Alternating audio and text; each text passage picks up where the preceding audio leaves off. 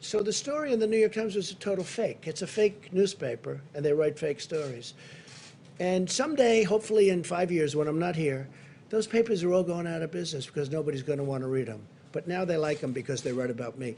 Now with that, I have a couple of interesting, we have a few clips that we're just going to put up. We could turn the lights a little bit lower. I think you'll find them interesting. And then we'll answer some questions. I'll ask you some questions because you're so guilty, but forget it. But most importantly, we're going to get back onto the reason we're here, which is the success we're having. Okay? Please, you could put it on. Thank you. People should be more concerned right now with the flu in this country. A lot of people are concerned about the coronavirus because they're hearing a lot of news about it right now. But the reality is, comparing it to the flu, for example, it's not even close to being at that stage. What if it is worse? Is this a moment where maybe countries put politics aside, a little bit of pride aside, and do we have U.S. officials, should U.S. professionals such as yourself get involved? How worried should Americans be about coronavirus? Coronavirus is not going to cause a major issue in the United States.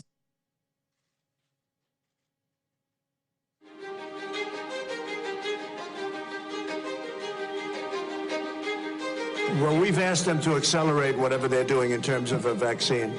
We will be suspending all travel from Europe to the United States for the next 30 days. To unleash the full power of the federal government in this effort today, I am officially declaring a national emergency. Medicare patients can now visit any doctor by phone or video conference at no additional cost. The first 1 million masks will be available immediately.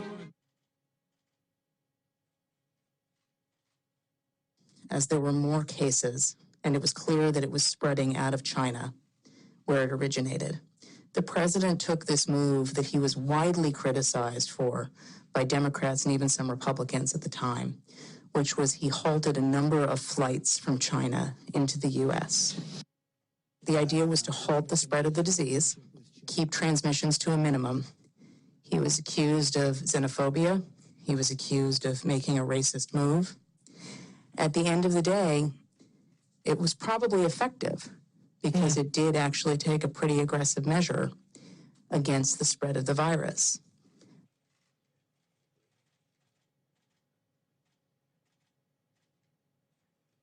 His team is on it. They've been responsive late at night, early in the morning, and they've thus far been doing everything that they can do, and I want to say thank you, and I want to say that I appreciate it. He returns calls. He reaches out. He's been proactive.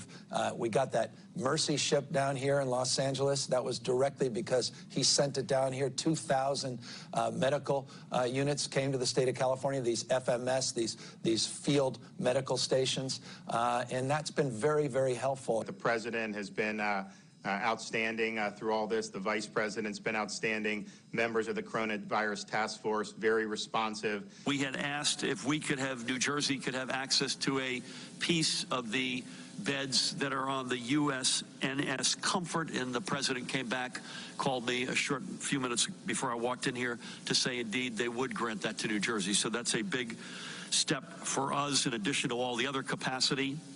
That news is literally hot off the press, and I thank the president and vice president who are on the call together. President Trump approved Arizona's request for a presidential major disaster declaration.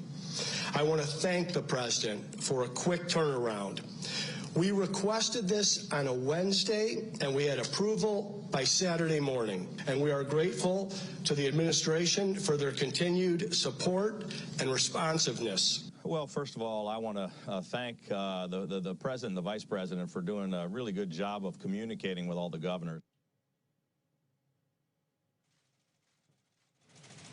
So we could give you hundreds of clips like that from governors, including Democratic, or Democrat as I call them, governors, which is actually the correct term. We could give you hundreds of clips just like that. We have them.